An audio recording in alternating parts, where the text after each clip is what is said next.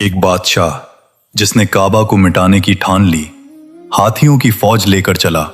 लेकिन जब वो मक्का पहुंचा तो आसमान से आई ऐसी मदद जिसने पूरी फौज को मिटा दिया।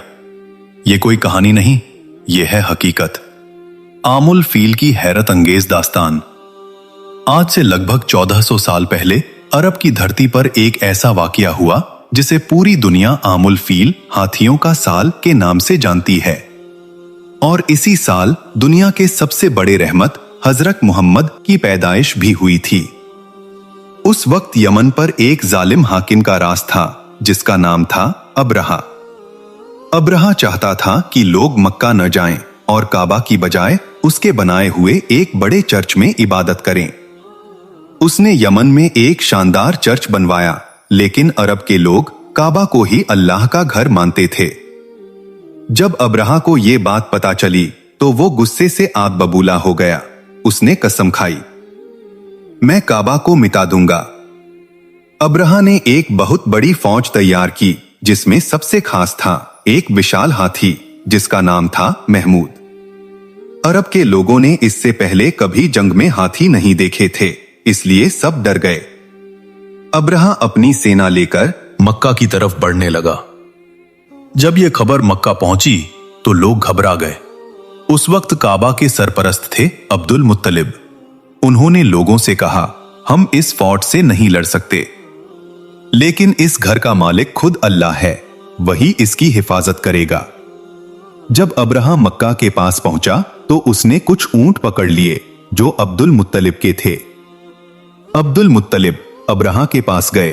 अब्रहा ने सोचा, ये अपने घर काबा के लिए बात करेंगे, लेकिन उन्होंने कहा, मुझे मेरे ऊंट वापस चाहिए। अब्रहा हैरान हो गया और बोला, मैं तुम्हारे काबा को तोड़ने आया हूं और तुम्हें ऊंटों की परी है। अब्दुल मुत्तलिब ने जवाब दिया, ऊंटों का मालिक मैं हूं और काबा का मालिक अल्लाह है। अब वो वक्त आ गया जब अब्रहा काबा की तरफ बढ़ा, लेकिन जैसे ही उसने हाथी को आगे बढ़ाने की कोशिश की, हाथी बैठ गया। वो मक्का की तरफ एक कदम भी नहीं बढ़ा। और तभी आसमान पर छोटे छोटे परिंदे दिखाई दिए।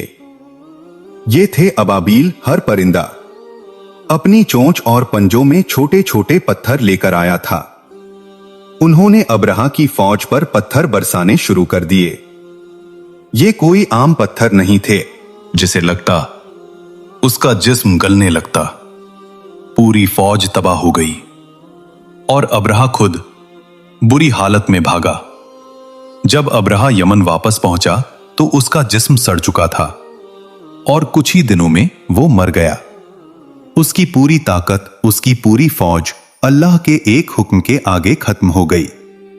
इस पूरे वाकये को अल्लाह ने कुरान में भी बयान किया है, सूरह अल फील, जिसमें बताया गया कि कैसे अल्लाह ने छोटे परिंदों के जरिए एक बड़ी फौज को मिटा दिया। इस कहानी से हमें क्या सीख मिलती है? जब इंसान घमंड करता है और अल्लाह के घर को नुकसान पहुंचाने की कोशिश करता है तो अल्लाह उसकी ताकत को पल भर में खत्म कर सकता है। और यह भी कि अल्लाह अपने घर और अपने दीन की हिफाजत खुद करता है। एक फौज हाथियों के साथ आई थी, लेकिन अल्लाह ने छोटे छोटे परिंदों से उसे मिटा दिया। याद रखो, ताकत इंसान की नहीं, अल्लाह की होती है। सब्सक्राइब।